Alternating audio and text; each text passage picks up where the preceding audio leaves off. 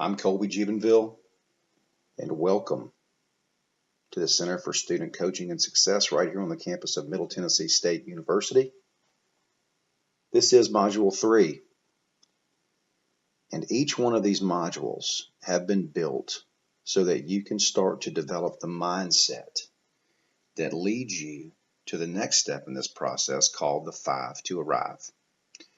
And the 5 to Arrive comes from our friend Jim Rohn, who says the same wind blows on all of us. It's the wind of change, it's the wind of failure, it's the wind of opportunity, and it's the wind of success. But it's not, as he says, it's not about the blowing of the wind. It's about the set of the sail. So how do you set a better sail? How do you set a better sail? What Rohn says is you correct the errors of your past and you set new disciplines for your future. Each one of these coaching modules, along with a podcast that helps you through this process, is built to help you develop a mindset about this idea of becoming gainfully employed. I believe that students come to a college campus and make a bet with their money, their resources, their time, and their energy that we in fact have the people and the resources that will allow them to become ultimately gainfully employed. And so, the vision for the center is for MTSU students to become gainfully employed in their chosen career path prior to walking across the stage at graduation. This is Module 3. Hopefully you've now completed Module 2. Module 3 focuses on the coaching revolution. The coaching revolution is a concept that I came up with as I started to look at very successful people and ask myself, what was one of the things that separated them from others? And it was this mindset, and it was this idea of a coach. And if I think back on all the people that had the greatest impact on me over my lifetime, in terms of helping me develop myself to become the person I wanted to become in order to live the life that I wanted to live, without question, to me, the greatest group were coaches. What did great coaches do for you? Here's what they did for me. Number one, they made me have conversations I didn't want to have. They made me have conversations I didn't want to have. Ask yourself as you sit here completing this module, ask yourself, is that something that's happened to you here recently?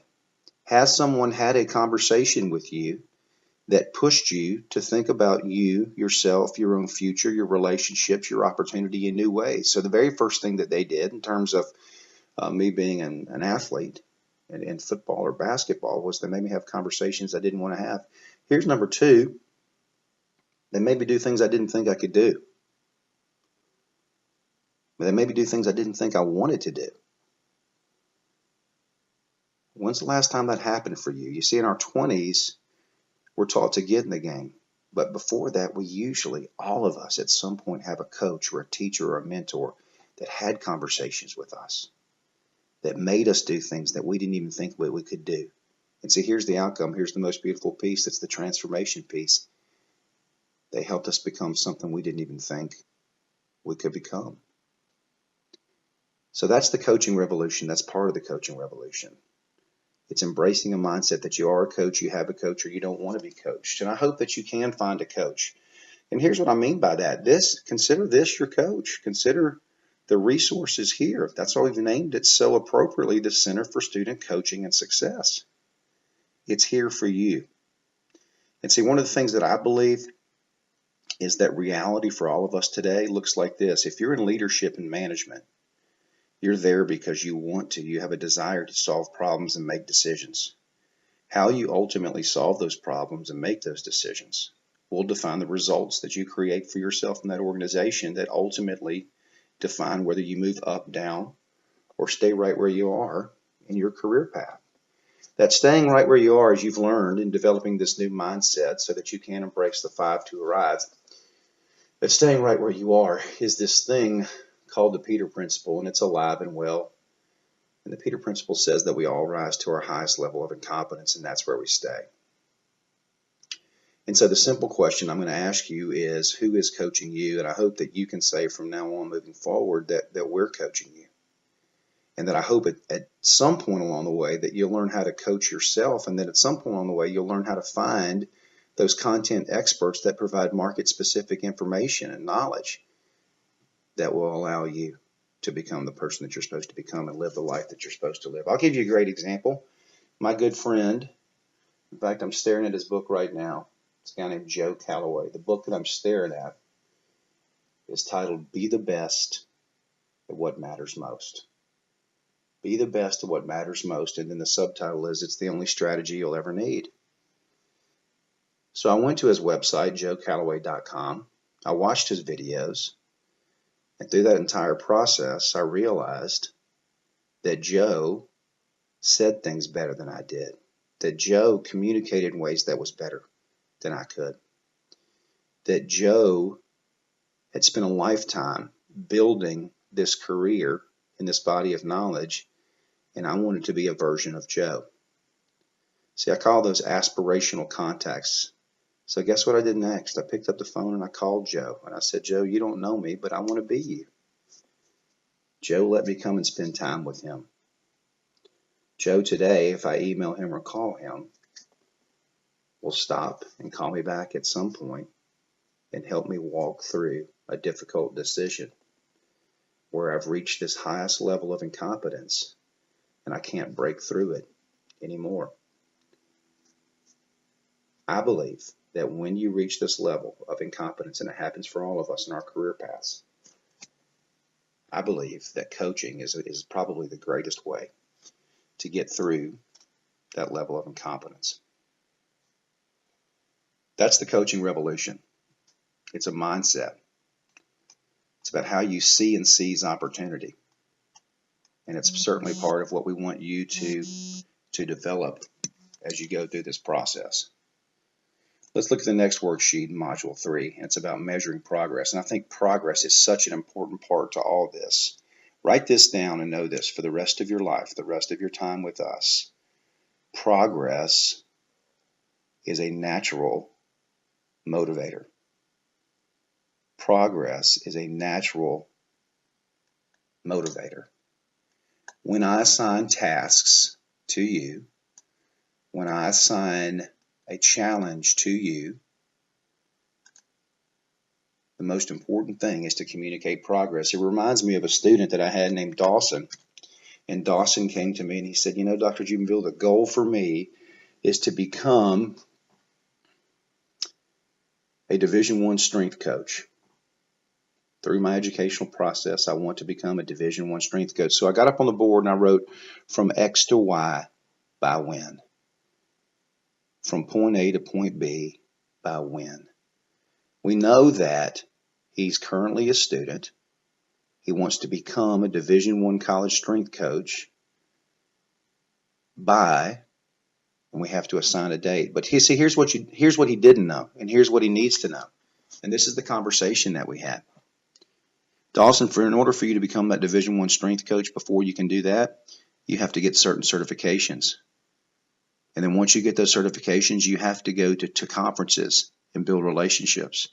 And then while you're at those conferences, you have to have something interesting and compelling to say to those people so that they'll offer you a graduate assistantship so that you ultimately become assistant strength coach that leads to you becoming the head strength coach. So we wrote those up on the board. And I saw Dawson about 2 weeks later, and I stopped him and I said, Dawson, have you made any progress on from point A to point B by when? And he said, well, yes, I have. I've signed up for 2 conferences. And so I said to Dawson, do you think it would be important for you to communicate that to me? And he said, well, yes, sir, I think that it would. And see, the minute that he did send me that email, something changed. Something happened. This momentum took place. And within 2 days, he emailed me another email that said he was looking at graduate assistantships. You see, that's why progress is this natural motivator. So look at this idea of measuring progress. Here's what typically happens is there's this actual space that we have, And then there's this ideal space that we want to get to. And in the middle is this gap that we live within.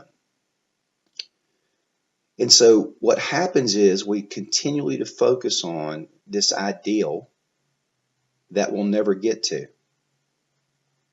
And my point to you is, let's first really get clear about the actual. This is where I really am. And let's get clear about the gap. And then let's get clear about what the ideal looks like. And then let's build 90-day windows towards where you want to become. And so instead of constantly focusing on the ideal, what we do is we look at what's taken place over the last 90 days. We keep our eye on the ideal, but you don't measure success based on perfection. You measure it based on progress. What's the actual? What's the ideal? Where's the gaps? How can we, over 90-day windows, build on those gaps? I've got a box there for you. And it says, in that box, it says, how can we progress naturally? How can progress naturally motivate you towards where you want to go? How can progress naturally motivate you towards where you want to go? Communicating progress. How can communicating progress naturally motivate you towards where you want to go? I want you to stop and answer that. Hit pause if you have to.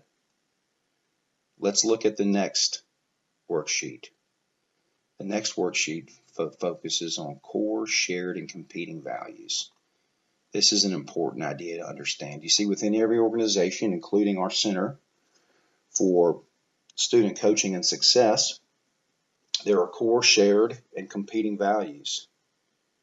Core values define why you exist, why we exist, and you should have your own set of core values just like we do. I'll share with you some of our core values. Shared values are these things that define the expectation of those people that you serve and the people that work to serve you.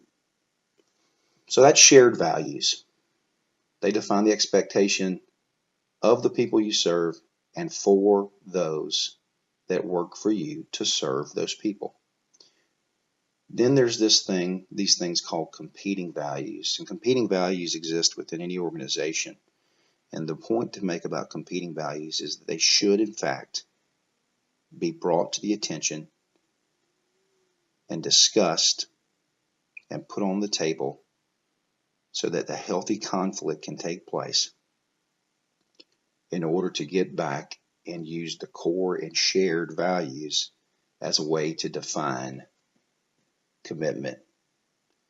So let me give you an example of why core and shared values are important.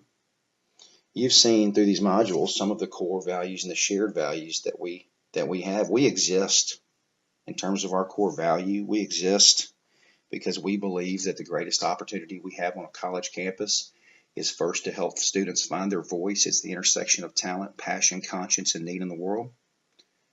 And then the second is to help them protect, develop, and maintain their confidence. And if you'll do those two things, I believe everything else on a college campus will fall in place towards that gainful employment. Now, what does that mean? If you do believe that you're here to find your voice, if you do believe that you share with us that confidence is critical and how you develop, protect, and maintain it, then the questions you should be asking yourself every day is, well, how can I find that information and how can I actively live it out?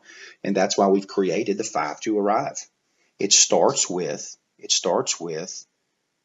the self-directed, self-selected coaching model. That model is built to speed up the adoption and retention of market-specific knowledge, which in turn impacts your confidence in a complete and total way. The second piece is emotional intelligence. It's called Grind Your Bee. It's a culturally relevant approach to emotional intelligence. It helps you create self-awareness. It helps you understand and be aware of others, and it focuses on empathy. All of that has a huge impact on your voice, the intersection of talent, passion, conscience, and me in the world. The third is on personal branding. If you value personal branding like we do, and you understand that it's critical to in fact becoming gainfully employed, then you'll spend the time and commit the time to be exposed to that information, just like you will for ground your being and emotional intelligence. The fourth piece is persuasion, the subtle arts related to persuasion, and how you can subtly influence others. And certainly that's part of leading, is persuading. And if you share that belief and share that value, then certainly our commitment level will increase. And then finally, understanding that we have fantastic resources found in the Career Development Center, headed by our good friend Bill Fletcher, and that you can in fact embrace key pieces, including the Myers-Briggs and the strong interest inventory, in order to begin to understand yourself, tying right back to the intersection of talent, passion, conscience, need in the world. And so if you're looking at that worksheet and you see that there's core values and competing values and shared values, what I'd like you to think about is, what are your core values? Why do you exist? What are some of the things that you value? And can you write those on that piece of paper? What are the things that you'd like to share with us? I've shared with you the things that I think that are important to us. What are the things you'd like to share with us in terms of voice and confidence and success and becoming gainfully employed? And then over there to the right, you see competing values. What are some things that are going to compete with your time, energy, resources, that you know are going to compete against those things that we have identified that will in fact help you find that gainful employment? Remember, employment's trading time for money. Gainful employment is about receiving some kind of psychological benefit by doing the work that you do. I found my voice early in life, and it was to coach and teach on an ever-increasing stage. And the ability to sit with you in this moment and to coach and teach with you is proof that I continue to live out my voice every day. The coaching revolution. Great coaches did three things for me. They made me have conversations I didn't want to have. They made me do things I didn't think I could do to ultimately become something I didn't think I could become. It's a mindset. It's a mindset. It's the third coaching module in developing your mindset so that you can have your mind ready and that you can be exposed to these ideas related to being self-directed, being a lifelong learner, emotional intelligence, personal branding, persuasion, and ultimately that relationship, that intentional relationship with our career center. We talked about progress in the second activity, measuring progress. Remember, progress is a natural motivator. Progress is a natural motivator. Don't focus on the perfection.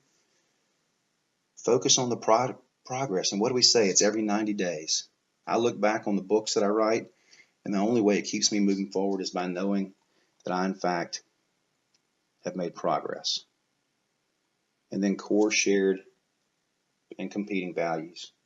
Core values define why we exist. Shared values define the expectations for those that you want to serve and for those that are going to help you carry out the mission.